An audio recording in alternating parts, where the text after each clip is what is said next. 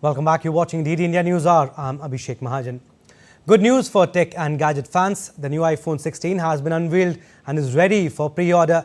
Well, it's been for a while, one might think, but we are talking about Russia, in fact. Despite sanctions, Apple's latest phone is now being advertised in Moscow.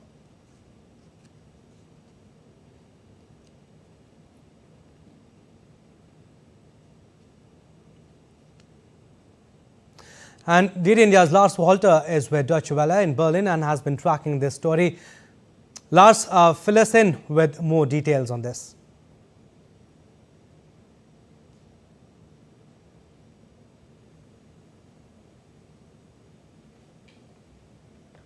Thanks for having me. Yes, this is quite a story. Russia's leading electronics retailer, M-Video Eldorado, and mobile network operator MTS have both claimed to be the first in Russia to have Apple's new iPhone 16.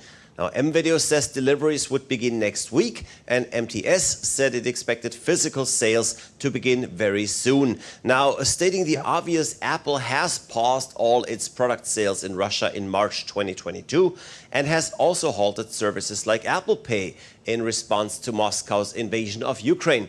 And that's obviously not just an Apple strategy, it's simply part of the West's policy of sanctions against Moscow, sanctions that have banned the import of Russian goods. That was mostly energy, of course, with gas, oil and coal making up the lion's share, but that have also banned the export of any goods, cars, machinery and also technology to Russia. Now, but Lars, now how do these iPhones get into Russia then?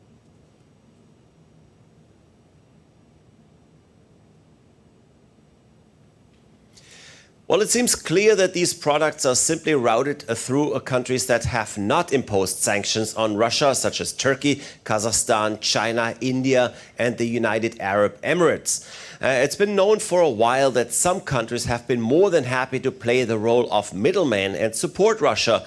There's even, I want to say, proof for that just looking at some recent trade numbers. Since the West has banned exports to Russia, the sale of some goods to Kyrgyzstan has actually jumped by a whopping 1,700%. Sales into Kazakhstan are up 333%, and even sales of certain products to Turkey are up over 70%. And local economic numbers there don't explain that kind of demand. So it seems pretty clear that goods are just transiting through these countries. And that, of course, has a price. And we see that with those iPhone announcements out of Russia. The Russian electronics retailer says the smaller version would sell for the equivalent of $1,225. So that's about $400 more than in the US. And the 1 terabyte Pro Max is offered at the equivalent of over $2,700, and that would be over $1,100 more than in the US. All right, Lars, we got your point, but are these Western sanctions doing anything, or are they symbolic? Are they more symbolic?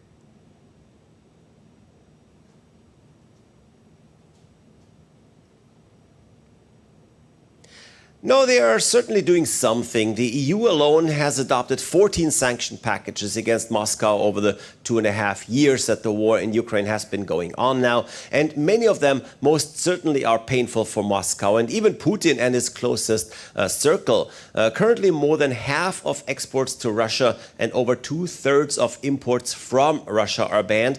There's some strict sanctions on energy, transport and financial goods. And there are also many sanctions targeting individuals like oligarchs, many of whom have a fortune in accounts abroad, and those assets are frozen, of course.